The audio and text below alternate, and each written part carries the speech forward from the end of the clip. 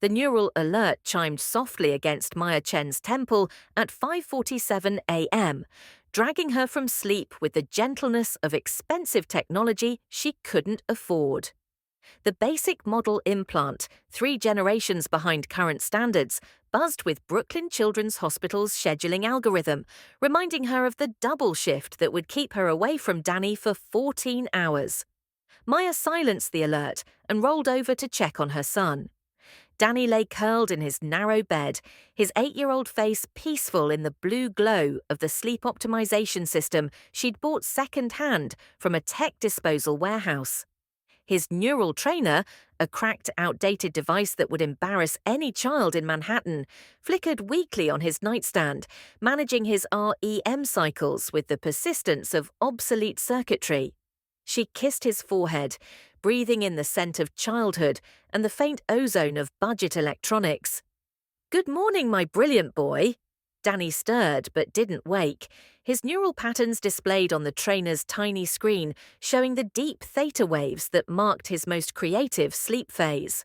Maya had learned to read those patterns years ago, back when his father decided that raising a neurodivergent child was too much work for a rising cryptocurrency executive. Their apartment in Brooklyn Heights was exactly what her family expected: modest, practical, unremarkable. 1 bedroom, 1 bathroom, a living room that doubled as Maya's office and Danny's play space. The furniture came from thrift stores and estate sales, the art from Danny's school projects, and Maya's own photographs. No smart glass windows, no bioresponsive walls, no atmospheric processors that could simulate any climate on Earth.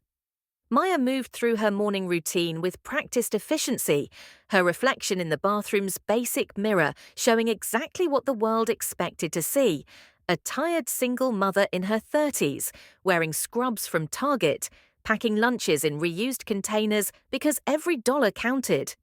But as she prepared Danny's breakfast, organic ingredients she bought in bulk, arranged with the precision of someone who understood nutrition at a molecular level, Maya's neural implant chimed with notifications she couldn't ignore.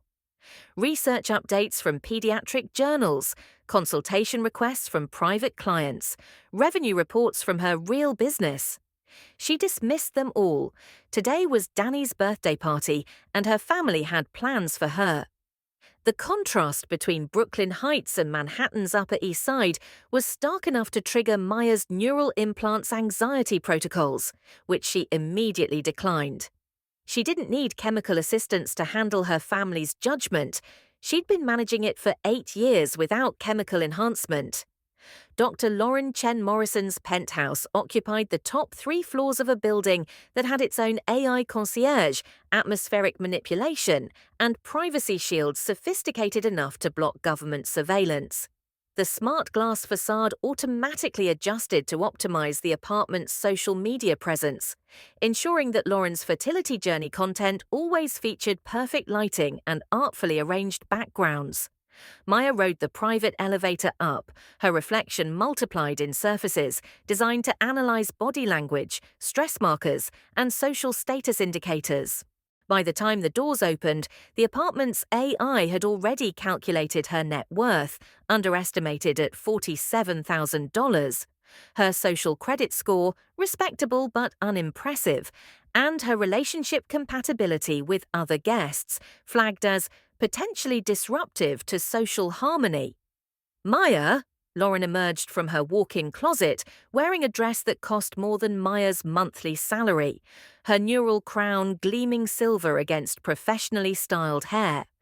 The latest model from Neural Luxe integrated seamlessly with her nervous system, enhancing her natural beauty while live-streaming every moment to her 2.3 million followers. "I'm so glad you could make it. Is Danny excited for his party?" Maya embraced her sister, noting the tension in Lauren's shoulders despite her radiant smile. Lauren's fertility struggles had been documented in real time for 3 years now, each failed cycle becoming content for her growing audience of sympathetic followers.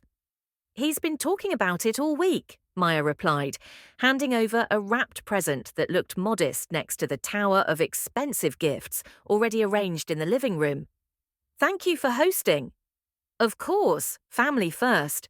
Lauren's neural crown pulsed gently, probably analyzing Maya's stress levels and updating her followers on the authentic family moments they craved. James is so excited to finally talk to Danny about his educational future. Maya's internal alarm system activated, but she kept her expression neutral. Educational future? Oh, you know how James is, always thinking 3 steps ahead. He has some wonderful ideas about optimizing Danny's development trajectory. Lauren's smile brightened as her husband appeared from his home office, neural crown dark but posture radiating the confidence of someone accustomed to being the smartest person in any room. James Morrison looked like central casting's idea of a tech executive. Sharp suit, perfect posture, eyes that seemed to be running calculations even during casual conversation. His handshake was brief, professional, designed to convey authority without appearing aggressive. Maya, good to see you. How's the hospital work going? Busy, Maya replied. Children's medical needs don't follow market schedules. Of course not. James's smile didn't reach his eyes. Though I imagine the compensation doesn't reflect the value you provide. Have you given any more thought to our discussion about alternative career paths? Maya had given no thought to James's suggestions because they invariably involved her leaving pediatric nursing for something more financially practical. The idea that she might actually prefer working with children seemed to confuse him. I'm happy where I am, Maya said. Happiness is important, James agreed, in the tone of someone humoring a child. But Danny's future requires more strategic thinking. The competitive landscape for educational opportunities is only getting more intense. Before Maya could respond, their parents arrived in a flurry of expensive fabric and subtle disapproval. Margaret and David Chen had built their restaurant empire through decades of 16-hour days and careful investment, transforming themselves from immigrants with nothing into pillars of New York's Asian American business community. They'd earned their success, but they'd also learned to measure worth in assets and social positioning. Maya, darling, Margaret Chen enveloped her daughter in a cloud of designer perfume and genuine affection. You look tired. Are you getting enough sleep? I'm fine, Mom. You're working too hard, David interjected, his neural implant, a utilitarian model that handled business functions without social media integration, buzzing with restaurant notifications he managed with one eye. Danny needs stability, not a mother who's exhausted all the time.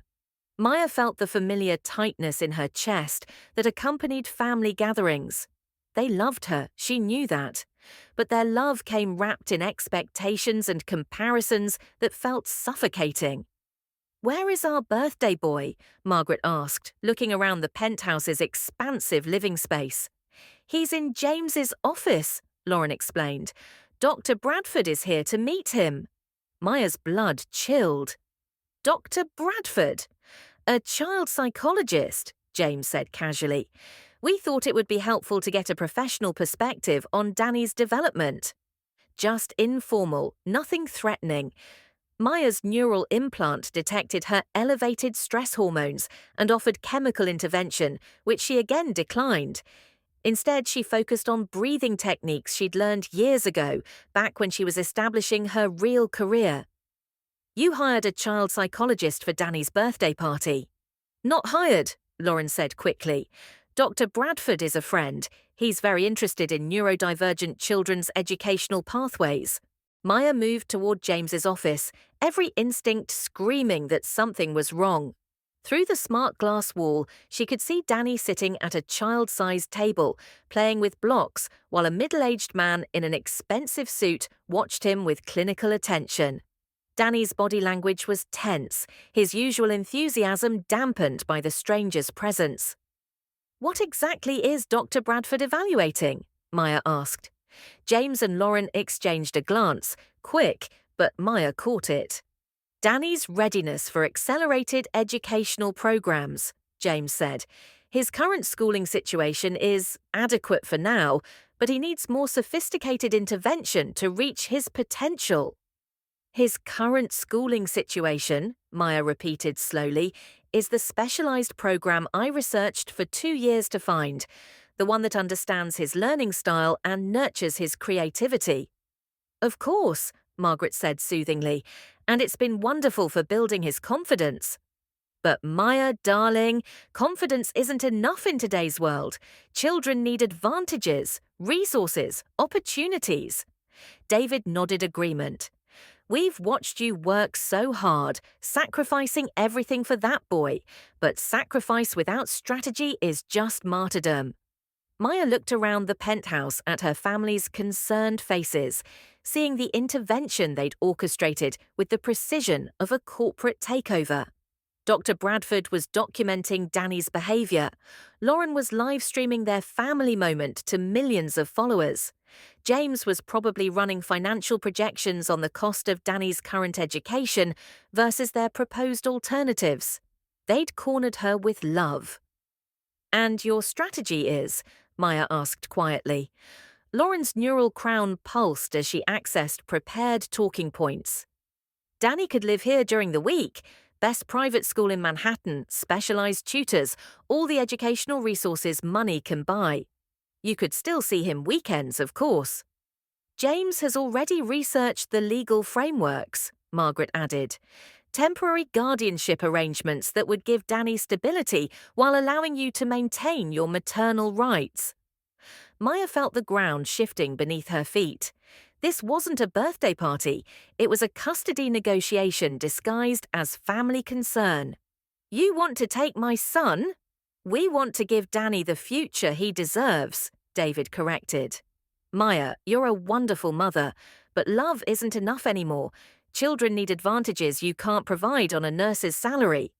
Through the smart glass wall, Maya watched Dr. Bradford making notes on a tablet, while Danny built increasingly complex structures with his blocks. Her son's engineering genius was obvious to anyone who bothered to look, but the psychologist seemed more interested in documenting areas where Danny didn't meet neurotypical social benchmarks. Maya's neural implant chimed with an urgent message. She glanced at the sender, her assistant at Little Genius Consulting, and quickly dismissed it. "Not here, not now." "I need some air," Maya said. She stepped onto Lauren's balcony, the Manhattan skyline spreading out below like a circuit board of ambition and possibility. The city's neural grid hummed with digital traffic, millions of implants sharing data, algorithms analyzing behavior, AI systems optimizing everything from traffic patterns to social interactions. Maya activated her implant's privacy mode and returned the missed call. "Maya?" Thank God, her assistant's voice was tight with stress. "We have a problem. The Singapore Ministry of Education wants to accelerate their consultation timeline. They're threatening to go with the Hong Kong firm if we can't deliver the autism integration protocols by next month." Maya closed her eyes. The Singapore contract was worth $12 million, more than her family's restaurant empire generated in a year. But accepting it would mean revealing her true career, the success she'd hidden to teach Danny that worth wasn't measured in bank accounts. "Push them back 2 weeks," Maya said quietly. "I'll handle it." "Maya, they specifically requested you. The minister's son is on the spectrum, and your research on neurodivergent learning systems is exactly what they need. You're the only consultant in the world who's cracked the code on—" "I said I'll handle it." Maya ended the call and returned to the penthouse, where her family was arranging themselves around the dining table with the precision of a staged photograph. Lauren's neural crown captured every angle, turning Danny's birthday dinner into content for her fertility journey narrative. Dr. Bradford emerged from James's office carrying a tablet full of observations and the expression that suggested he'd found exactly what he'd been hired to find. "Well?" Lauren asked eagerly. "Danny is a remarkable child," Dr. Bradford said carefully. "Very intelligent, creative, obviously loved, however." He paused, consulting his notes. There are some concerns about his current educational environment. He shows signs of understimulation, social isolation, and potentially inappropriate dependency on his mother for emotional regulation. Maya felt her hands clench into fists. Every word was calculated to build a case for Danny's removal from her care. What does that mean, practically speaking? James asked. It means Danny would benefit significantly from a more structured environment, specialized tutoring, social integration programs, perhaps even residential educational opportunities that could provide the intensive intervention he needs. Danny looked up from his blocks, his 8-year-old face confused by the adult conversation happening around him. Mum, what's residential educational mean? Maya met her son's eyes, seeing the intelligence that her family dismissed as quirky behavior. Danny understood more than he let on. He always had. It means some people think you'd learn better living somewhere else during school, Maya said honestly. Danny's expression shifted, becoming carefully neutral in the way that meant he was analyzing a threatening situation. But I like learning with you. Of course you do, sweetheart, Margaret said gently. But sometimes what we like isn't what's best for us. Maya watched her son process this information with the systematic thinking that made him extraordinary. Danny's neural patterns weren't typical, but they were brilliant. He could see connections that escaped most adults, solve problems that stumped trained engineers, create solutions that hadn't occurred to anyone else. He was also building something under the dining table with his blocks, his hands moving with practiced precision, while his eyes stayed focused on the adult conversation. Danny, Maya said quietly, what are you building? A listening device, Danny replied matter-of-factly.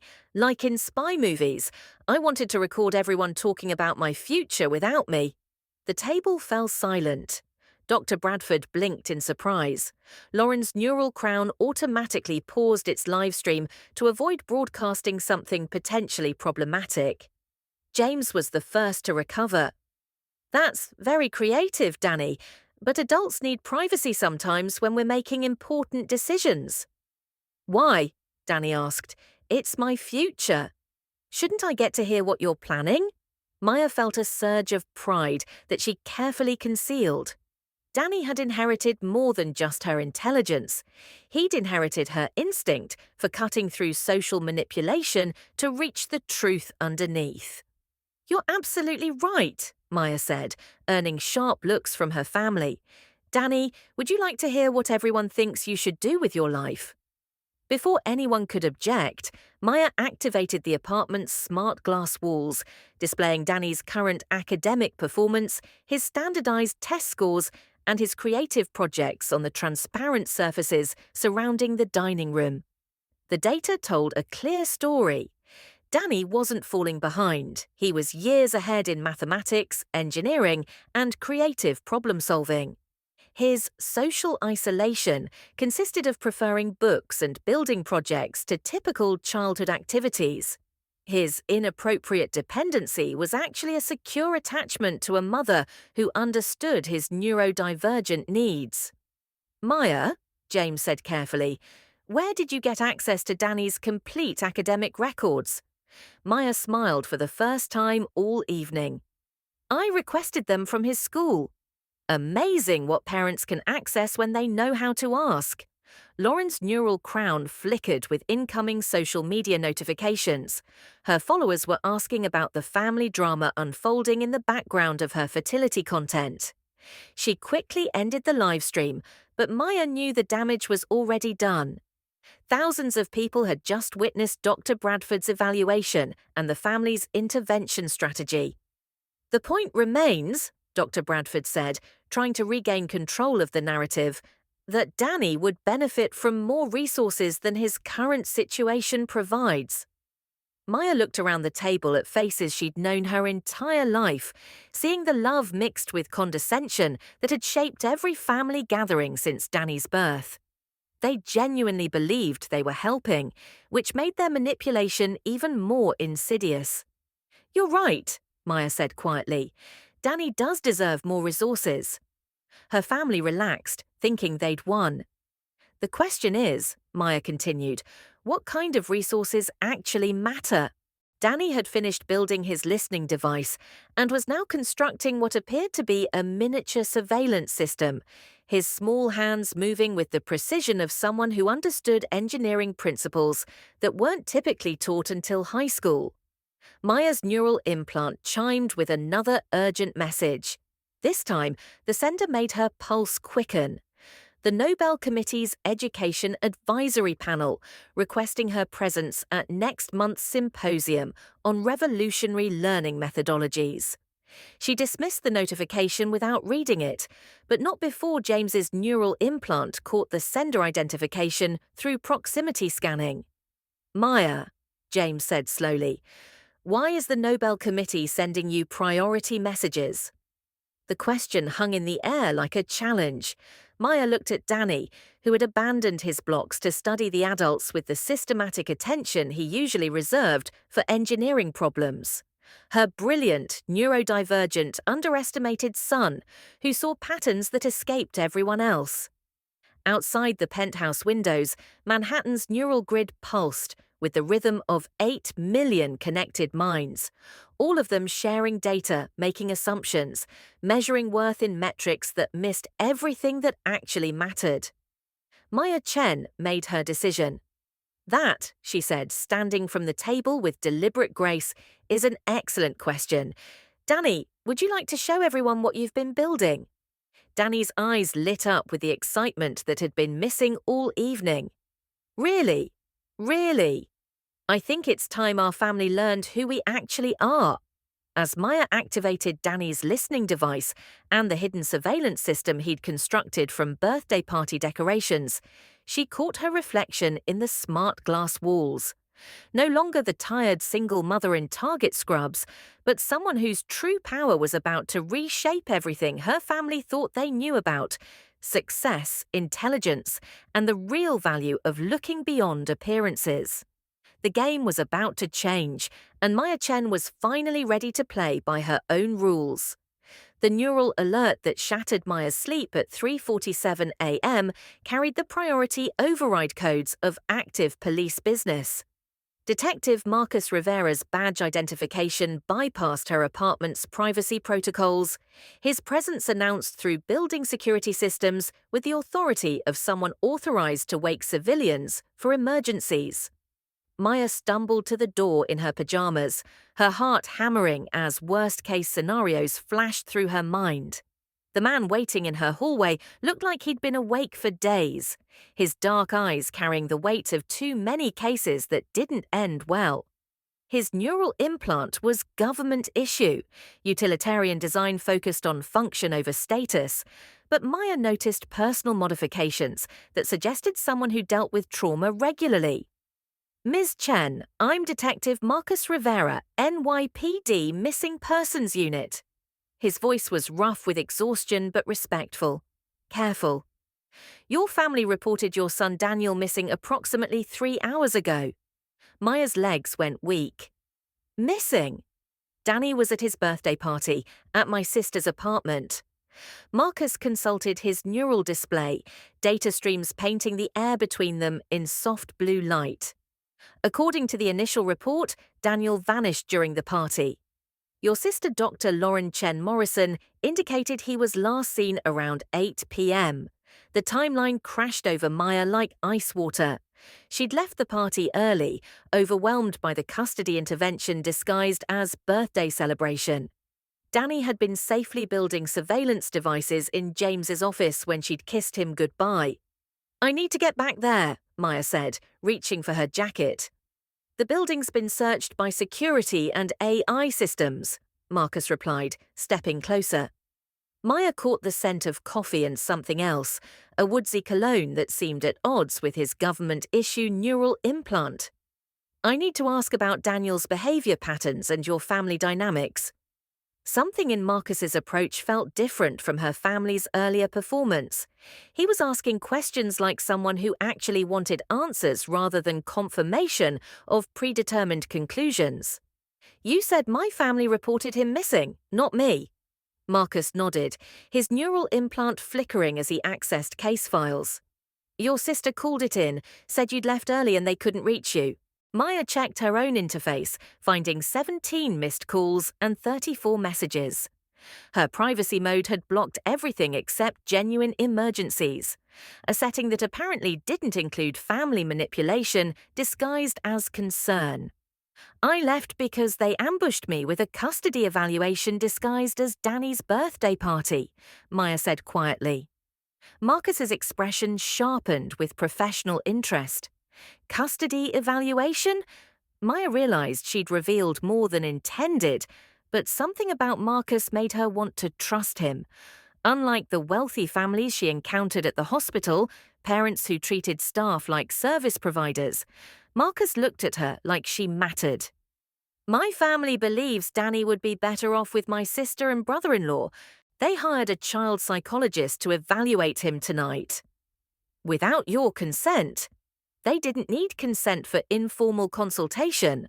Maya's voice carried years of experience navigating her family's loving manipulation. Just like they didn't need consent to decide I'm inadequate. Marcus made notes on his neural interface, but Maya noticed his attention kept returning to her face rather than his data streams. Most people asked about Danny's problems. Marcus was analyzing behavioral patterns. Tell me about Daniel's stress responses. Where does he go when overwhelmed? The question revealed expertise Maya hadn't expected. Small spaces, closets, under beds, anywhere contained and safe. He builds hiding places constantly, engineering obsessions the family calls concerning. What else? Specific triggers? Maya found herself studying Marcus's face as she answered. His questions demonstrated understanding of neurodivergent children that went beyond basic training. He doesn't like crowds or unexpected routine changes, but Marcus, Detective Rivera, he wouldn't just wander off. Danny's too smart, too cautious. What would scare him enough to hide? Maya thought about the evening's intervention, Dr. Bradford observing Danny like a specimen, the casual discussion of residential facilities while assuming Danny wasn't listening. Adults planning his future like he wasn't in the room. Danny understands more than people think if he heard them discussing custody arrangements. Marcus leaned forward, and Maya caught herself noticing how his eyes focused entirely on her when she spoke. Not polite attention, but genuine engagement. You think he overheard something specific? Danny has exceptional hearing and pattern recognition. He builds listening devices for fun, not maliciously, but because the engineering fascinates him. Maya's voice grew stronger, discussing her son's capabilities. If adults discussed his custody while assuming he wasn't paying attention, he would have recorded every word. Recorded how?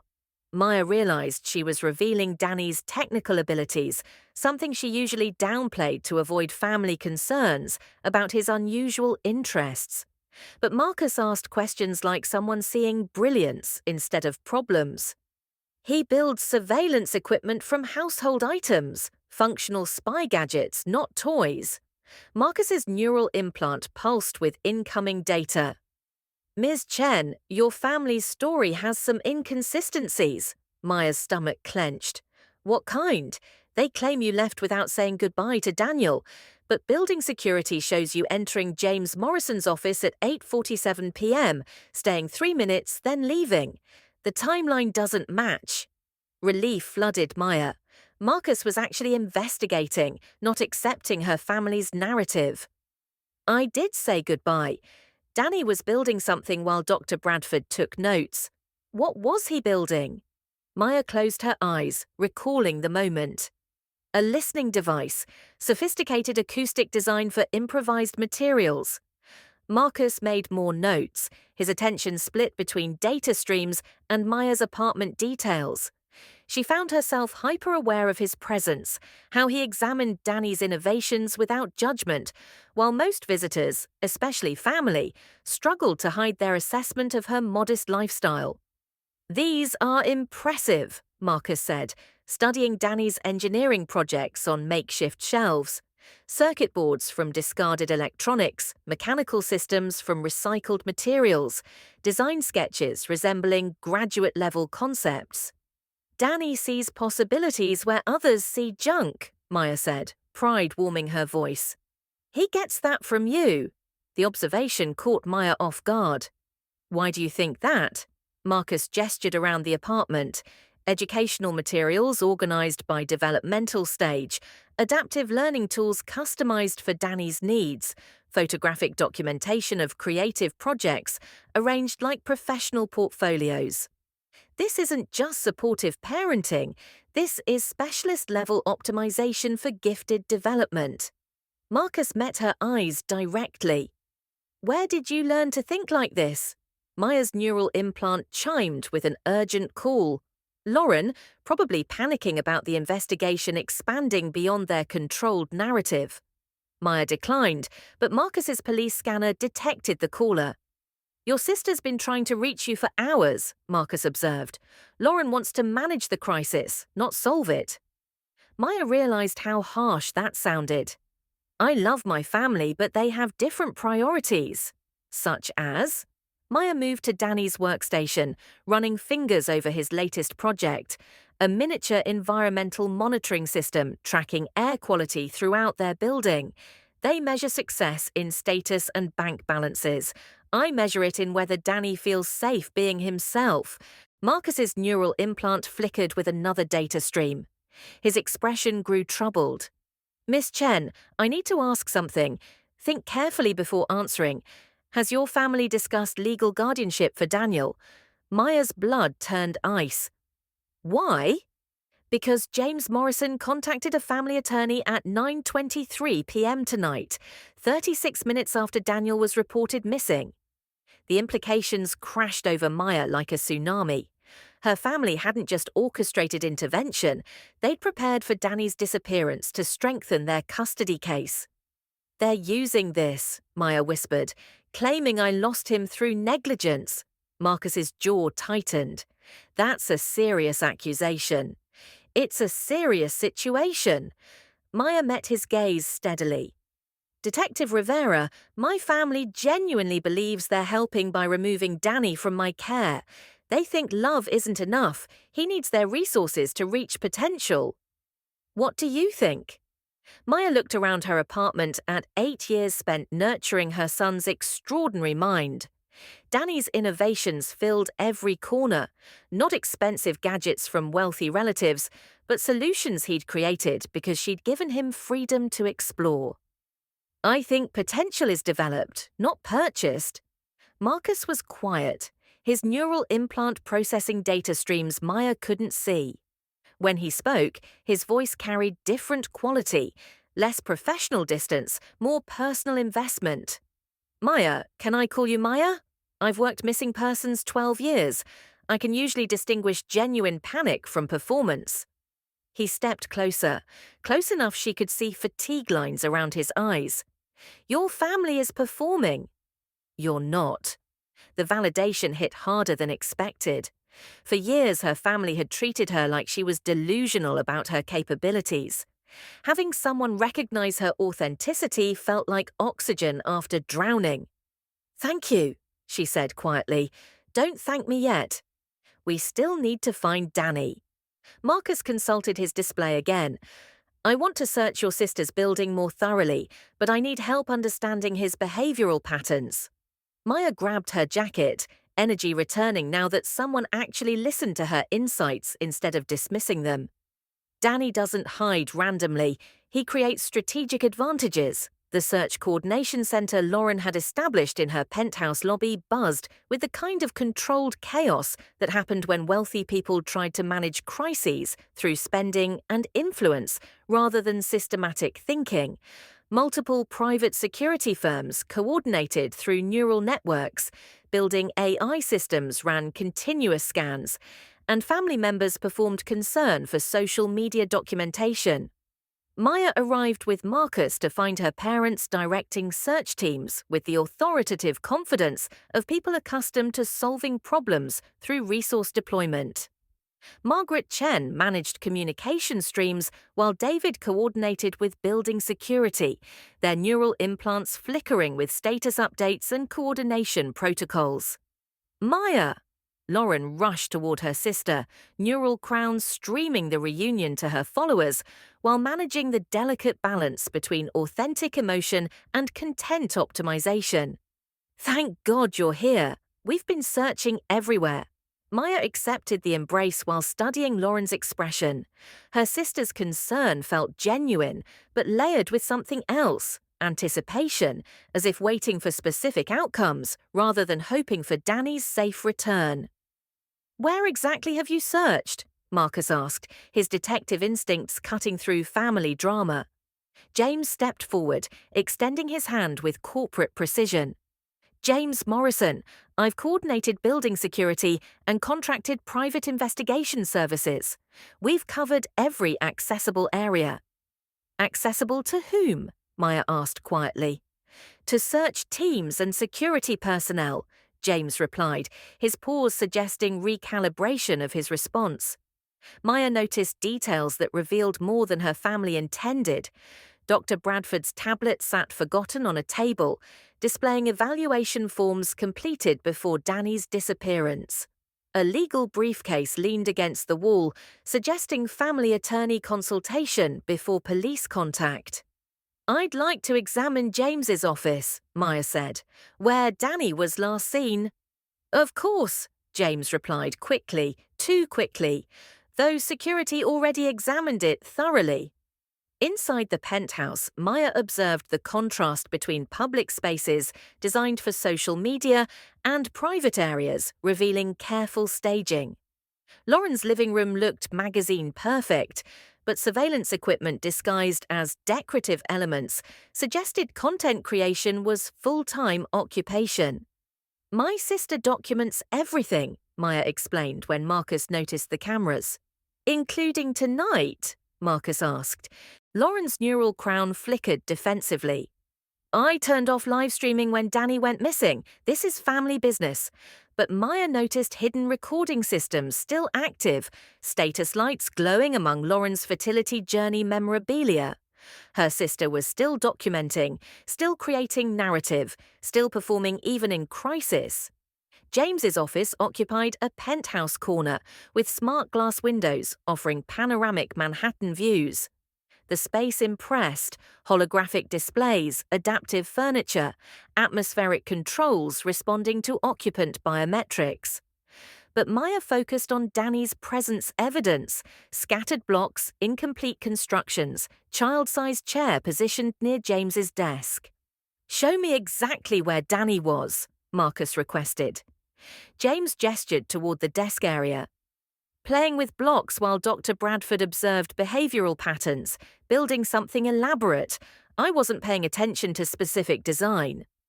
Maya knelt beside Danny's abandoned construction, immediately recognizing sophisticated engineering principles her son had implemented. The block arrangement wasn't random play, it was functional device design. This isn't a toy, Maya said quietly. It's an acoustic amplification system. Marcus crouched beside her, studying the construction with professional interest. Amplification for what? Maya traced the device design, recognizing Danny's systematic problem-solving approach. For listening to conversations in other rooms. Danny built surveillance equipment from children's blocks. The implication hung in the air like a challenge. If Danny had conducted surveillance during psychological evaluation, he would have recorded everything. Not just Dr. Bradford's assessment, but family private discussions about custody arrangements. Lauren's neural crown flickered with anxiety algorithms. Maya, you're making Danny sound like he was spying. He was gathering information, Maya corrected. There's a difference. Marcus activated his police scanner, examining Danny's construction for electronic components hidden among wooden blocks. Ms. Chen, your son integrated actual recording devices into this assembly. This isn't play. This is sophisticated surveillance equipment. James's expression shifted, corporate confidence replaced by genuine concern. Are you saying Danny recorded our private conversations? I'm saying Danny is brilliant enough to recognize when adults discuss his future without including him, Maya replied, and smart enough to document evidence. Marcus stood, attention moving from Danny's construction to the office's smart glass windows. If Daniel was conducting surveillance, he'd need strategic positioning to observe without detection. Where would he go? Maya studied the office layout, thinking like her son. Danny wouldn't just hide, he'd position for optimal information gathering while maintaining escape routes and communication capabilities. The ventilation system, Maya said with certainty. Danny's studied building schematics since age 6. He'd know every maintenance access, every utility corridor, every space designers assumed would never need human access. Marcus consulted his neural interface, accessing building blueprints through police databases. Ventilation infrastructure connects all floors with maintenance access throughout. But Danny's different from other 8-year-olds, Maya continued, her voice gaining strength as she explained her son's capabilities. He wouldn't just hide in vents. He'd establish a base of operations, somewhere with power access, communication capability, multiple escape routes. Base of operations, Marcus repeated, his tone suggesting he took Maya's analysis seriously rather than dismissing it as parental delusion. Maya felt gratitude surge for Marcus's willingness to see Danny's intelligence instead of neurodivergence. Marcus, my son thinks like an engineer. If he's been missing hours, he's not lost. He's conducting comprehensive intelligence operations. Lauren's neural crown pulsed with social media notifications, followers demanding family crisis updates. Maya, you're making Danny sound like some spy child. I'm making Danny sound exactly like who he is, Maya replied firmly, a brilliant kid who recognizes when adults manipulate situations around him. Marcus's neural implant chimed with priority building management data. I'm getting heat signatures from areas that shouldn't show human occupation. Utility spaces, maintenance corridors, air handling systems. Maya's pulse quickened. That's Danny. He found spaces the building AI doesn't monitor for humans. Because they're not designed for human occupancy, James said, corporate precision reasserting. Maya, if Daniel's in those areas, he could be in serious danger. Danny calculates risks better than most adults, Maya countered. If he's in mechanical systems, it's because he determined they're safer than staying in spaces monitored by people planning his custody transfer. The accusation hung like smoke. Lauren's neural crown automatically paused social media integration to avoid broadcasting family conflict. James's corporate composure cracked slightly, revealing calculation underneath concern. Marcus stepped between Maya and her family, his presence creating space for truth in a room thick with performance. Ms. Chen, I need help understanding Daniel's logical processes. If he's established base of operations in building infrastructure, where would he position it? Maya closed her eyes, thinking like her son. Danny would want power access for recording equipment, communication access to monitor adult conversations, multiple escape routes if discovered. Most importantly, strategic advantage over people who thought they were smarter than he was. Lauren's building has smart glass exterior walls, Maya said, opening her eyes with sudden realization. Environmental controls for those systems require distributed processing nodes throughout the structure. Processing nodes, Marcus repeated. Climate control, atmospheric management, structural monitoring, all managed by AI systems with independent power supplies and data access. Maya felt pieces clicking into place. Danny would recognize that infrastructure as the building's nervous system. And he'd want to tap into the nervous system because… Maya smiled for the first time in hours. Because my son is smart enough to hack building management systems and patient enough to wait for adults to reveal true intentions. Marcus's neural implant exploded with alert notifications as building security systems registered unauthorized infrastructure access. Somewhere in Lauren's building, Danny's intelligence operation had gone active. "He's online," Maya said with fierce pride, "and I think he's ready to show us what he's discovered." Chapter 6. 2 weeks of frantic searching had transformed Maya's modest apartment into a command center that would have impressed professional investigators. Maps covered her walls, marked with search patterns and behavioral analysis. Danny's engineering projects had been catalogued as evidence of his capabilities. Marcus's official files mixed with Maya's private research into child psychology and her son's developmental patterns. Maya returned from another sleepless night coordinating with search teams to find her apartment exactly as she'd left it, except for the soft sound of breathing coming from under Danny's bed. For a moment, Maya thought exhaustion was making her hallucinate. Then the breathing shifted, and she heard the distinctive pattern she'd been listening to for 8 years. Danny's sleep rhythms, slightly congested from the building's air recycling systems. "Danny," Maya whispered, dropping to her knees beside his bed. "Hi, Mom." Danny's voice came from the narrow space beneath his mattress, muffled but unmistakably alive. "I missed you." Maya's hands shook as she helped her son emerge from his hiding place.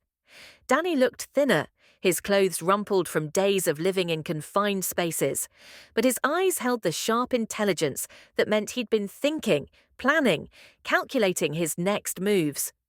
"Oh my God, Danny, where have you been?" "Everyone's been searching." "I know," Danny interrupted, producing a tablet from his makeshift hiding space. "I've been monitoring the search through building security networks." "Mum, we need to talk about what I discovered." Maya gathered her son into her arms, breathing in the familiar scent of his hair mixed with electronics and recycled air. "Danny, you've been missing for 2 weeks. Everyone thought." "I wasn't missing," Danny said with 8-year-old precision. "I was conducting surveillance operations to gather evidence of Aunt Lauren and Uncle James's custody conspiracy." Maya pulled back to study her son's face. Danny's expression carried the systematic focus he applied to engineering problems. But underneath, she saw something that broke her heart. The careful wariness of a child who'd learned that adults couldn't always be trusted. Surveillance operations. Danny activated his tablet, displaying interface connections to building management systems throughout Manhattan. "Mum, after you left my birthday party, I heard them talking about using my disappearance to prove you were negligent, so I decided to disappear strategically." Maya's neural implant chimed with an incoming call, Marcus probably checking for updates. She accepted the call, filling her apartment with the detective's familiar voice. "Maya? Any word from the search teams?" "Marcus," Maya said, her voice thick with emotions she couldn't name. "I need you to come over. I found Danny." The silence stretched long enough that Maya wondered if their connection had failed. Then Marcus's voice returned, tight with professional control and personal relief. "Is he safe? Do you need medical attention?" "He's safe." And Marcus? Maya looked at her son, who was organizing surveillance data with the precision of a federal investigator. "I think you're going to be very impressed with what he's accomplished." 20 minutes later, Marcus arrived with the controlled urgency of someone who'd been preparing for the worst and hoping for the best. His neural implant was dark, Maya noticed, unusual for a detective managing an active case. "Danny," Marcus said, settling onto their second-hand couch with obvious relief. "You had a lot of people worried about you." "I'm sorry about that," Danny replied with genuine remorse. "But I needed time to gather comprehensive evidence before adults started making decisions about my future without consulting me." Marcus looked between Maya and Danny, his expression shifting as he processed the implications of an 8-year-old conducting independent investigation operations. Evidence of what exactly? Danny activated his tablet's projection system, filling their living room with data that made Marcus's professional composure crack slightly. Audio files, building schematics, financial records, communication transcripts. A comprehensive intelligence operation that would have impressed experienced investigators. Evidence that Aunt Lauren and Uncle James have been planning to claim custody of me based on false documentation of Mum's inadequacy, Danny explained with matter-of-fact precision. I have recordings of Dr. Bradford receiving coaching about his evaluation findings, Uncle James discussing bribery strategies for social workers, Grandma and Grandpa agreeing to testify about Mum's financial instability. Marcus leaned forward, studying the data with professional interest that quickly became professional respect. Danny, how did you gather all this? Building surveillance systems, communication network access, and strategic positioning in areas adults assume children can't reach, Danny replied. Plus, everyone underestimates kids who seem too interested in engineering. Maya watched Marcus process her son's capabilities, seeing the moment when the detective realized he was dealing with someone extraordinary rather than simply missing. You've been living in building infrastructure for 2 weeks. Danny nodded. I established base of operations in Aunt Lauren's building's environmental control systems, power access, communication monitoring, multiple escape routes. I documented everything. Marcus's neural implant flickered as he accessed official case files. Danny, the search teams have been looking for you constantly. Why didn't you come forward? Because I needed adults to reveal their true intentions without knowing I was watching, Danny explained. Mom taught me that people show their real values when they think no one important is paying attention. Maya felt her chest tighten with pride and heartbreak. Her 8-year-old son had learned lessons about family manipulation that she'd hoped to shield him from for years. What did you discover? Marcus asked. Danny activated another data stream, filling the apartment with recorded conversations that made Maya's blood run cold. Lauren's voice planning custody strategy, James discussing financial motivations, her parents agreeing to testify against her parenting capabilities. But the recording that broke Maya's heart was Margaret's voice admitting, Maya's not a bad mother, she's just poor, and in today's world poor isn't enough. Marcus turned off the projection system, the apartment falling into silence that felt heavy with implications. Maya, Marcus said quietly, I need to tell you something about this investigation. Maya's stomach clenched. What? Your family's private investigators discovered your real identity 3 days before Danny's birthday party. The words hit like ice water. They knew? They knew about Little Genius Consulting, your client list, your income, your professional reputation. They chose to proceed with custody planning anyway because it didn't fit their narrative. Maya felt the world shifting beneath her feet. Her family hadn't just manipulated the situation. They'd known the truth and decided to ignore it because reality was inconvenient to their rescue fantasy. Danny moved closer to his mother, his small hand finding hers. Mum, that's why I had to gather evidence. They weren't trying to help me, they were trying to help themselves feel important. Marcus stood, his detective training taking control of the emotional situation. Maya, I need to ask you something, and I want you to think carefully before answering. Maya nodded, hyper-aware of the way Marcus's presence filled their small apartment with protective authority. Why have you been hiding your real career from your family? Maya looked around her modest apartment at the evidence of 8 years spent nurturing her son's extraordinary mind while building an international consulting empire in secret. Because I wanted Danny to understand that worth isn't measured in possessions. And because I wanted to see who my family really was when they thought I had nothing to offer. Marcus moved closer, close enough that Maya could see the way his eyes had softened with something that went beyond professional interest. And what did you discover? That they love the idea of helping more than they love me, Maya said quietly.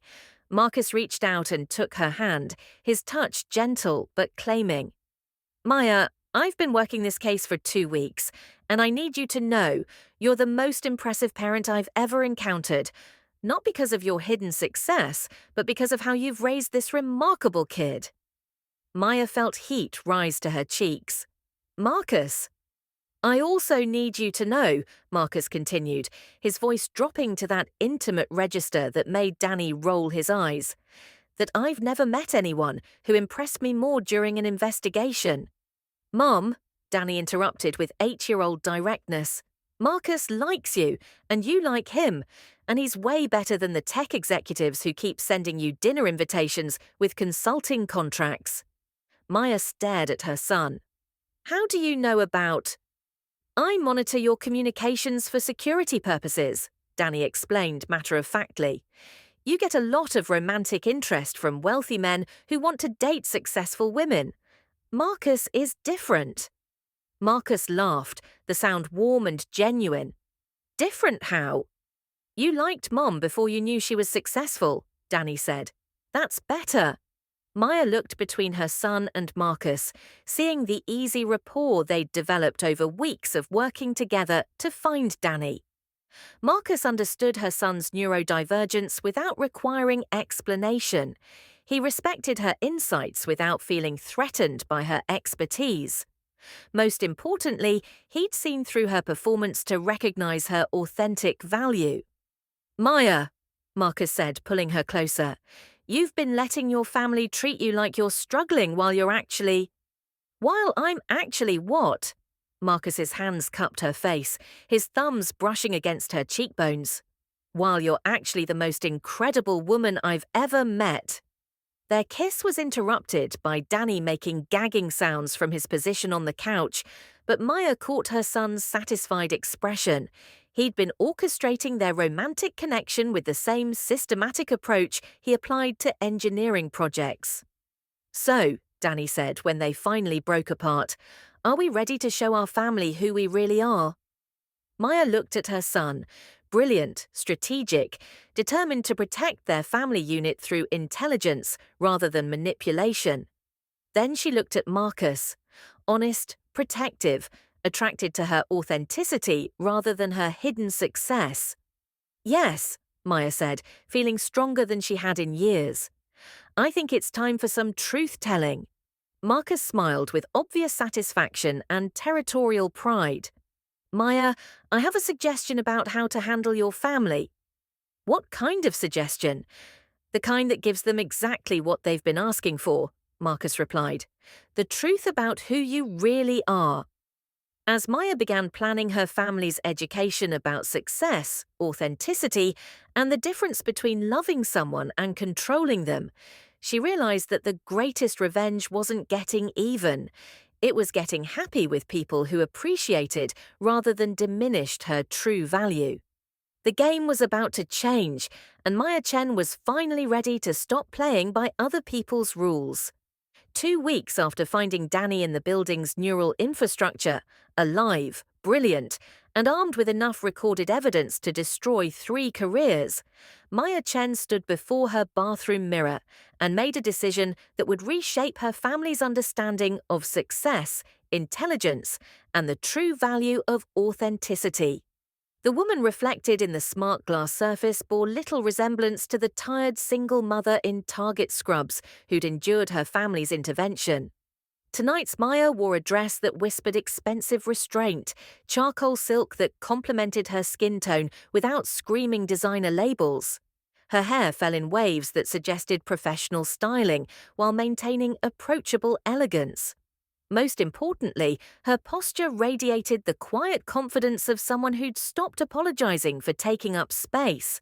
Her neural implant chimed with a priority message from Dr. Elena Rodriguez, Harvard's leading researcher in pediatric cognitive development. Maya, the Singapore consultation is generating global interest. 3 more governments want to discuss your autism integration protocols. When can we schedule? Maya dismissed the notification without reading the full message. Tonight wasn't about building her empire, it was about revealing the empire she'd already built while her family planned her son's custody transfer. Danny emerged from his room wearing his favorite button-down shirt and the expression of someone prepared for intellectual warfare. At 8 years old, he'd spent 2 weeks analysing the recordings he'd gathered during his disappearance, organising evidence with the systematic precision of a federal investigator. "Mum, are you sure about this?" Danny asked, settling onto their second-hand couch with a tablet displaying audio files organised by legal relevance. "Once they know who you really are, we can't go back to pretending." Maya sat beside her son, breathing in the familiar scent of his shampoo mixed with the electronics he'd been tinkering with all afternoon. "Do you want to go back to pretending?" Danny considered the question with the seriousness he applied to engineering problems. "I liked it when they underestimated us. It made them careless. But I'm tired of Aunt Lauren treating me like a project that needs optimization." Danny's voice carried the weight of an adult who'd been forced to understand family dynamics beyond his years. "And I want Marcus to be part of our family officially, not just because he's investigating missing persons." Maya smiled at her son's blunt assessment of their romantic situation. Marcus Rivera had become a daily presence in their lives, ostensibly closing the case, but obviously drawn by something deeper than professional duty. Their connection had evolved from mutual respect to genuine affection, built on Marcus's recognition of both Maya's hidden expertise and Danny's extraordinary capabilities. "Are you ready to show them what we've discovered?" Maya asked. Danny activated his tablet, displaying audio waveforms that represented hours of surveillance data. "I've got everything. Lauren coaching Dr. Bradford on his evaluation findings, James discussing bribery strategies with family lawyers, Grandma and Grandpa agreeing to testify that you're financially unstable." Maya felt the familiar ache of family betrayal, but it was tempered by pride in Danny's strategic thinking. Her 8-year-old son had conducted a counterintelligence operation that would impress professional investigators. "Danny, what you did was brilliant, but I need you to understand. Tonight changes everything. Once our family knows who we really are, they'll either accept us authentically or they'll be too embarrassed to keep treating us like charity cases," Danny finished. "Mum, I've been analysing their behavioural patterns. They don't love us less than they love success. They just don't understand that we are successful." Maya's neural implant chimed with an incoming call from Marcus, his badge identification triggering priority override protocols. She accepted the call through her apartment's audio system, filling the space with his warm voice. "Maya, I'm downstairs with something that might interest you before tonight's dinner." "What kind of something?" Maya asked, noting Danny's immediate attention to the detective's tone. "The kind that suggests your family's custody manipulation extends beyond private conversations," Marcus replied. "I'll explain when you let me up." Maya buzzed Marcus into the building, her pulse quickening at the prospect of seeing him again. Over the past 2 weeks, their relationship had evolved from professional cooperation to something that felt dangerously close to partnership. Marcus understood Danny's neurodivergence without requiring explanation, recognized Maya's hidden expertise without feeling threatened by it, and approached their family's complexity with the systematic thinking that matched her own analytical nature. Marcus arrived carrying a briefcase and wearing an expression that suggested he'd uncovered something significant. His neural implant was dark, unusual for a police detective, and his posture radiated the controlled energy of someone prepared for confrontation. "Evening, Dr. Chen," Marcus said, his use of Maya's professional title making Danny grin with satisfaction. "You know about Mom's consulting business?" Danny asked. "I know about a lot of things," Marcus replied, settling into their small living room with the easy familiarity of someone who belonged in their space. "Including why your family's custody strategy was doomed from the beginning." Maya felt a flutter of anticipation mixed with apprehension. "What did you discover?" Marcus opened his briefcase, revealing documents that made Maya's breath catch. Professional certifications, academic credentials, client testimonials, and financial records, a comprehensive dossier of her real career compiled with police-grade thoroughness. Your sister Lauren and her husband James hired a private investigation firm to document your inadequate lifestyle for custody proceedings, Marcus explained. Unfortunately for them, they chose investigators who specialize in fraud detection, not family law. Danny leaned forward with interest. What did they find? They found that Maya Chen, pediatric nurse, lives in a modest Brooklyn apartment and drives a 10-year-old Honda, Marcus said with a slight smile. They also found that Dr. Maya Chen, founder and CEO of Little Genius Consulting, owns property in 3 states, maintains investment accounts worth over $2 million, and has consulting contracts with tech companies, medical institutions, and government agencies worldwide. Maya felt her carefully constructed anonymity crumbling in real time. How much do you know? I know that while your family staged an intervention to save Danny from poverty, you were turning down consulting offers worth more than James's annual tech salary. Marcus's expression grew serious. I also know that Lauren's private investigators discovered your real identity 3 days before Danny's birthday party. The implications crashed over Maya like ice water. Her family hadn't just manipulated the custody evaluation, they'd known about her success and chosen to ignore it because it didn't fit their narrative of rescue and control. They knew, Danny asked, his voice tight with anger that seemed too mature for an 8-year-old. They knew, Marcus confirmed, which means tonight's dinner isn't about accepting your family's help. It's about confronting their deliberate deception. Maya stood and moved to the window, looking out at Brooklyn's neural grid pulsing with the rhythm of millions of connected minds. Her family had claimed to love her while actively working to destroy her relationship with the person she valued most. The betrayal felt deeper than simple manipulation. It was a fundamental rejection of who she actually was. Maya, Marcus said softly, his voice carrying the warmth that had become addictive over the past 2 weeks. There's something else you should know before we go to dinner. She turned back to face him, noting the way Danny watched their interaction with analytical interest. Her son had been pushing for Maya to make it official with Marcus since the detective had started bringing them dinner and helping with Danny's engineering projects. James Morrison's tech company has been hemorrhaging money for the past year, Marcus continued. Cryptocurrency investments, failed AI projects, regulatory fines for data privacy violations. He's been using Lauren's medical practice income to cover business losses while maintaining the appearance of success. Maya felt pieces clicking into place. He needs access to money he can control without Lauren's oversight. And a custody arrangement that positions him as Danny's guardian would give him legal access to any assets held in trust for the child's benefit, Marcus explained, including assets from Danny's wealthy mother's estate. Danny's tablet chimed with an alert from his surveillance system. Mum, they're expecting us in an hour, and based on my analysis of their neural implant activity over the past week, they're planning something big.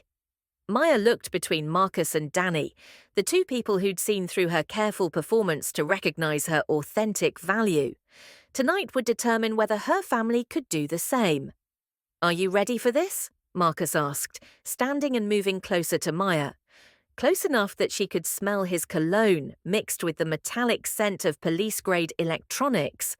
No, Maya admitted, but I'm tired of being ready for other people's versions of my life. Marcus smiled, the expression transforming his face from professional competence to something warmer and more personal. Good, because the Maya who built an international consulting empire while raising a brilliant kid deserves a family that appreciates what she's accomplished. Danny made gagging sounds from the couch, but Maya caught his satisfied expression. Her son had been orchestrating their romantic connection with the same systematic approach he applied to engineering projects. Danny, Maya said, are you ready to show our family who we really are? Danny activated his tablet, displaying an interface that connected to building surveillance systems throughout Manhattan. "Mum, I've been ready since I figured out how to hack Aunt Lauren's social media algorithms. Tonight's going to be very interesting." As Maya gathered her purse and prepared to confront the family that had spent years underestimating her intelligence, she realized that tonight would determine more than just Danny's custody situation. As Maya gathered her purse and prepared to confront the family that had spent years underestimating her intelligence, she realized that tonight would determine more than just Danny's custody situation. It would reveal whether her family's love was conditional on her maintaining the performance they preferred, or whether they could accept the successful woman she'd always been. Marcus offered his arm as they prepared to leave, a gesture that felt both chivalrous and supportive. "Maya, whatever happens tonight, I want you to know I've never met anyone who impressed me more during an investigation." "Is that your professional opinion, Detective?" Maya asked, allowing herself to enjoy their flirtation despite the evening's serious implications. "That's my personal opinion," Marcus replied. "The professional opinion comes later, when I testify about your family's custody manipulation in family court." Danny grinned from behind his tablet. "I like him, Mum. He thinks strategically." Maya laughed, feeling lighter than she had in years. Tonight would either reunite her family around authentic love and respect, or force her to choose between their approval and her integrity. Either way, she was finally ready to stop apologizing for being exactly who she'd always been. Lauren's penthouse buzzed with the nervous energy of people preparing for a performance they weren't sure they could pull off. Maya arrived with Marcus and Danny at exactly 8 o'clock, her timing calculated to maximize the impact of their entrance. The elevator doors opened to reveal Maya transformed.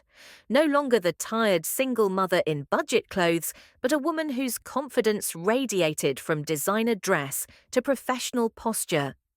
Lauren's neural crown immediately began streaming the family reunion to her social media followers. But Maya noticed her sister's algorithm had already flagged potential content risks based on the evening's guest list. Dr. Bradford stood near the windows, tablet in hand, prepared to provide professional testimony about Danny's special needs. James paced behind the dining table, his neural implant flickering with legal consultation data streams. Margaret and David Chen sat on Lauren's Italian leather couch, their expressions mixing parental concern with social calculation. They'd dressed for the evening like shareholders attending a merger discussion, expensive clothes designed to project authority and family unity. "Maya?" Lauren embraced her sister with performed warmth, her neural crown capturing the moment for maximum emotional impact. "We're so glad you've come to your senses about Danny's future." Maya accepted the hug while noting the legal documents arranged on Lauren's dining table: custody transfer papers, educational guardianship agreements, financial responsibility waivers. A complete framework for removing Danny from her care while maintaining the appearance of family cooperation. "Have I come to my senses?" Maya asked, settling into the offered chair while Marcus took the seat beside her with obvious proprietary interest. James cleared his throat, corporate authority reasserting itself. "Maya, we've prepared everything for Danny's smooth transition to educational opportunities that match his potential: private school enrollment, specialized tutoring, medical consultation with leading pediatric development experts." "How generous," Maya replied, "and expensive." "Money isn't a concern when it comes to family," David interjected. "We've always provided for our children's needs." Maya looked around the room at faces she'd known her entire life, seeing the intervention they'd choreographed with the precision of a corporate takeover. They genuinely believed they were saving Danny from poverty while positioning themselves as his beneficent guardians. Dr. Bradford stepped forward, consulting his tablet with professional gravity. "Maya, based on my evaluation, Danny would benefit significantly from a more structured environment. His current educational situation, while adequate, doesn't provide the intensive intervention his neurodivergent profile requires. His neurodivergent profile, Maya repeated. And what exactly does that profile indicate, Dr. Bradford? Exceptional intelligence coupled with social processing differences that require specialized educational approaches, Dr. Bradford recited. Danny needs resources that extend beyond traditional parenting capabilities. Marcus leaned forward, his detective instincts engaging. Dr. Bradford, in your professional opinion, what specific resources does Daniel require? Advanced mathematical instruction, engineering mentorship, social skills development, and therapeutic intervention to address his attachment patterns, Dr. Bradford replied with practiced certainty. Maya felt her family's attention focus on her like a spotlight, waiting for her to break down and accept their superior wisdom about her son's needs. Instead, she smiled with the quiet confidence of someone holding cards they couldn't imagine. That's interesting, Maya said. Marcus, in your investigation of Danny's disappearance, did you discover anything about his current educational resources? Marcus consulted his neural interface, data streams painting the air between them in soft blue light. I discovered that Daniel Chen is enrolled in one of the most innovative neurodivergent learning programs on the East Coast. His current school specializes in advanced mathematics, applied engineering, and social development for gifted children with autism spectrum profiles.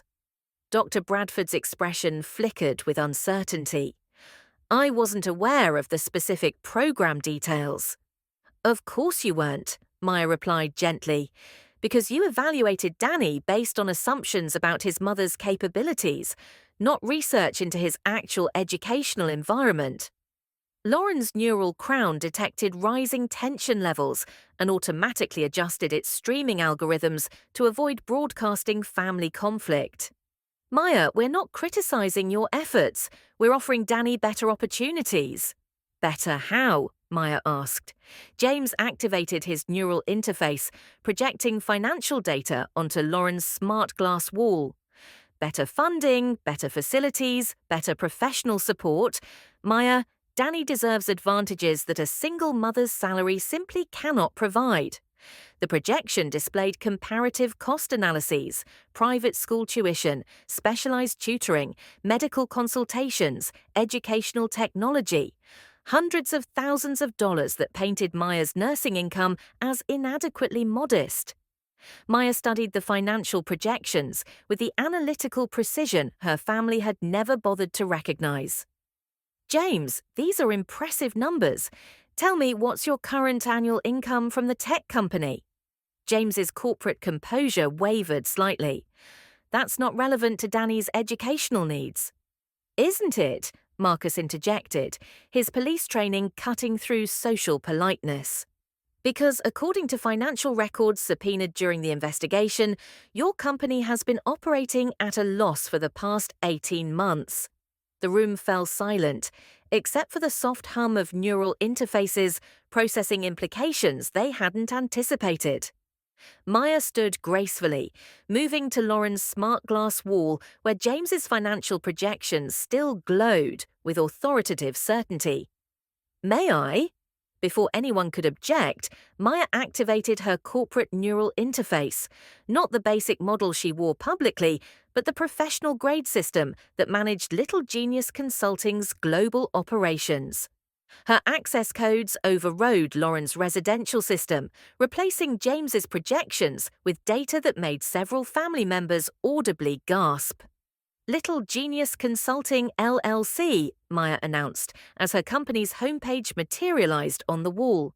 Founded 2019, specializing in pediatric cognitive development and educational optimization for neurodivergent children.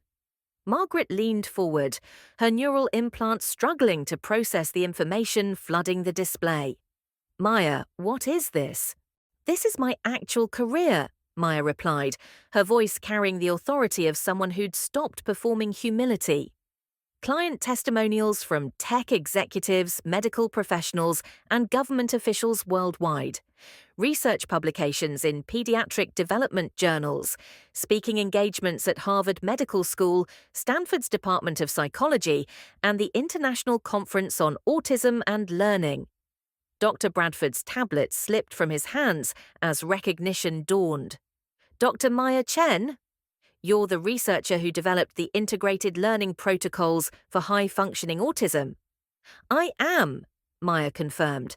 I'm also the consultant who designed educational frameworks currently used in 12 countries for neurodivergent children's development. Lauren's neural crown had automatically paused its social media streaming as algorithms detected content that could damage her carefully curated brand. Maya, I don't understand. If you have this career, why are you working as a hospital nurse? Because I love working with children, and because Danny needs to understand that worth isn't measured in job titles or bank balances, Maya replied. I've been teaching him that character matters more than credentials. Marcus smiled with obvious pride and attraction. Maya, why don't you tell them about the Singapore consultation? Maya's neural interface chimed with a perfectly timed call. Dr. Elena Rodriguez from Harvard, responding to the evening's scheduled consultation update. Maya accepted the call on speaker, filling Lauren's penthouse with the voice of academic authority. Maya? I hope I'm not interrupting, but the Singapore Ministry of Education is eager to accelerate their timeline. The minister specifically requested your autism integration protocols for their national school system. The contract is worth $12 million over 3 years. Maya ended the call casually while her family stared in shock at the financial implications they'd just witnessed. $12 million, David repeated slowly. Per contract, Maya clarified. I currently maintain consulting agreements with 6 governments, 14 medical institutions, and 43 private educational organizations worldwide. James's neural implant was working overtime, probably calculating the revenue streams Maya had just revealed. Maya, if you have this level of success, why didn't you tell us? Because you never asked, Maya replied simply. You saw a single mother in Target clothes and assumed you understood my entire life. Danny had been quietly observing from his chair, but now he stood and moved to his mother's side with the systematic precision of someone implementing a carefully planned strategy. Mum, should I show them what I recorded during my intelligence operation? Danny asked, his 8-year-old voice carrying adult implications. Lauren's neural crown flickered with panic algorithms. Intelligence operation? Danny activated his tablet, connecting to Lauren's building systems through back doors he'd established during his disappearance. Audio files began playing through the penthouse's sound system. Conversations the family had assumed were private. Lauren's voice filled the room. Dr. Bradford, we need you to emphasize Maya's financial instability and Danny's need for structured intervention. James's response followed. The private investigators confirmed she drives a 10-year-old Honda and lives in a 1-bedroom apartment. That evidence supports our custody petition. Margaret's voice joined the recording. Maya's a good mother, but good intentions aren't enough in today's world. Danny needs advantages. David's agreement. We have to save that boy from poverty, even if Maya can't see past her pride. Maya watched her family's expressions shift from confusion to recognition to horror as they realized the scope of Danny's surveillance operation and their own recorded conspiracy. Dr. Bradford had gone pale. These recordings, this was supposed to be confidential consultation. Confidential from Maya, Danny corrected with devastating precision. Not confidential from the person whose future you were planning without his input. Marcus stood, his detective training taking control of the situation. What you're hearing is evidence of conspiracy to commit custody fraud, perjury in family court proceedings, and potential bribery of social services personnel. Lauren's neural crown had automatically archived the evening's content for legal protection, but Maya noticed her sister's hands shaking as she processed the implications of their exposed manipulation. "Maya," Margaret said desperately, "we didn't know about your success. If we'd realized you were so financially secure, you would have treated me differently based on my bank balance rather than my character," Maya finished, "which tells me everything I need to know about your values." James tried to recover corporate authority. "Maya, this is a misunderstanding. We could work together, your expertise, our resources." Maya laughed, the sound carrying years of suppressed frustration and newfound freedom. "James, I make more in a month than your company's quarterly profit. I don't need your resources." The perfect revenge had nothing to do with violence or cruelty. It was simply the revelation of truth that exposed her family's assumptions as willfully ignorant and fundamentally disrespectful. Marcus moved closer to Maya, his support obvious and territorial. "Maya, I've been wanting to ask you something since this case started." The entire room focused on the detective, whose investigation had unraveled their carefully planned manipulation. "Would you have dinner with me?" Marcus asked, his voice carrying warmth that made Maya's chest tighten. "Somewhere that doesn't involve missing persons reports or custody conspiracies." Before Maya could answer, Danny grinned from behind his tablet. "Mum, say yes." Marcus is way better than the tech executives who keep sending you consulting offers and dinner invitations. The room erupted with the realization that Maya had been turning down wealthy suitors while her family plotted to save her from loneliness and financial inadequacy. Maya looked around at faces she'd known her entire life, seeing them clearly for the first time. People who'd claimed to love her while actively working to control her choices and undermine her competence. "Yes," Maya said to Marcus, her voice carrying the confidence of someone who'd finally stopped apologizing for her authenticity. "I would love to have dinner with you." As Marcus smiled with obvious satisfaction and Danny cheered from behind his surveillance equipment, Maya realized that tonight had given her everything she'd never known she wanted. A family that saw her worth, a partner who celebrated her success, and the freedom to stop performing humility for people who measured love in bank statements. The greatest revenge, Maya discovered, wasn't getting even. It was getting happy on her own terms, with people who appreciated rather than diminished her authentic self. Epilogue. 6 months later. The wedding reception at Maya's Foundation headquarters buzzed with the kind of energy that came from people who genuinely enjoyed each other's company, rather than people performing social obligations. Maya and Marcus had chosen to celebrate in the space where her real work happened, a converted warehouse in Brooklyn that housed Little Genius Consulting's research laboratories, educational development centers, and the new program providing free services to single parents of neurodivergent children. Maya's wedding dress was vintage elegance, silk that whispered rather than shouted, designed to move gracefully through her professional world while marking the most important personal milestone of her adult life. Marcus wore his dress uniform with the quiet pride of someone who'd earned rather than inherited his accomplishments. Danny served as ring bearer with the systematic precision he applied to all engineering projects, but his speech during the reception would be remembered for its 8-year-old wisdom about family, authenticity, and the difference between being provided for and being truly loved. "My mum taught me that smart people don't need to prove they're smart, they use their gifts to help others," Danny announced to the assembled guests of educators, researchers, tech innovators, and family members who'd finally learned to see Maya clearly. "Marcus gets that, plus he makes Mum laugh every day, and he's teaching me real detective techniques instead of just letting me watch spy movies." The laughter that filled the space was warm, genuine, and completely different from the performative responses Maya remembered from family gatherings that had treated her son like a problem requiring optimization. Lauren approached during a quiet moment, her neural crown dark for the first time in years. Her fertility journey had ended with the realization that motherhood meant nurturing rather than controlling, and she'd asked Maya to consult on her medical practice's family preparation program.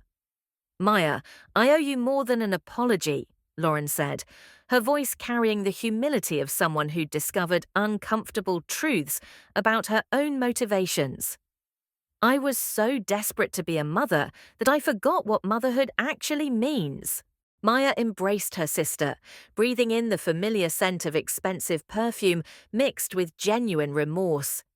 "It means seeing your child for who they are, not who you want them to be." "Will you help me understand that?" Lauren asked. "Our family preparation program could really benefit from your expertise on authentic parenting versus performative parenting." Maya smiled, recognizing her sister's first genuine request for collaboration rather than manipulation. "Only if you promise to listen instead of assuming you know better." Marcus appeared beside them, carrying 2 glasses of champagne and the satisfied expression of someone who'd married exactly the right person. "Ladies, sorry to interrupt, but they're asking for the bride and groom on the dance floor." As Maya took Marcus's hand and moved toward the center of the reception space, she caught sight of James talking quietly with Danny about engineering concepts, Margaret and David learning about her foundation's mission from program participants, and Dr. Bradford, whose career had recovered after he'd publicly acknowledged his errors and began studying Maya's research, discussing ethical evaluation practices with other professionals. The transformation wasn't complete, but it was genuine. Her family had learned to see success in terms of character rather than just capital, and Maya had learned that authenticity was indeed attractive to the people worth keeping in her life. "Any regrets about revealing your secret empire?" Marcus asked as they swayed to music that Danny had selected based on acoustic properties rather than romantic convention. "Only that I waited so long," Maya replied, looking around at the space where her real work happened. "Turns out authenticity is pretty attractive." Marcus spun her gracefully, his movement suggesting dance lessons that were yet another surprise in their developing partnership. "Good thing I like smart women who know their worth." "Good thing I found someone who's not intimidated by successful women," Maya countered. From his position near the cake table, Danny called out with perfect comedic timing, "Good thing you both figured out that love is supposed to make people better, not smaller." The reception erupted in applause and laughter, but Maya barely heard it over the sound of her own contentment. She'd built an international consulting empire while raising a brilliant son, found romantic love with someone who celebrated rather than diminished her achievements, and created a family structure based on authentic appreciation rather than conditional approval. The greatest revenge, Maya had discovered, was simply refusing to dim her light to make others comfortable, and finding people who wanted to help her shine brighter. As she danced with her new husband in the space where she'd revolutionized educational approaches for thousands of children worldwide, Maya Chen finally understood what true family success looked like. Not bank accounts or social status, but raising children who knew their worth, and finding love that celebrated rather than constrained authentic achievement. Some games, she realized, were worth the long play, and some victories tasted sweetest when they were earned through character rather than conquest. The end.